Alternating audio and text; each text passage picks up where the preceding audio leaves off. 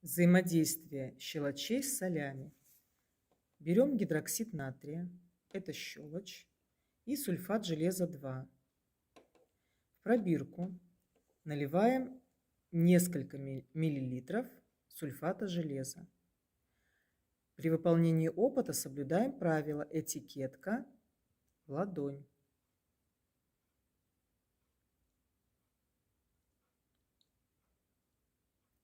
В эту же пробирку добавляем гидроксид натрия.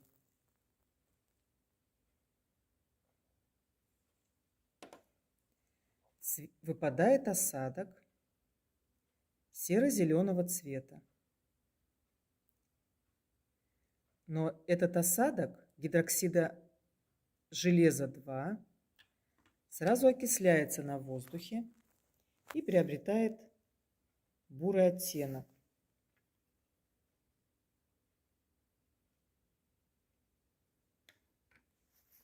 Выпадение осадка – это признак реакции.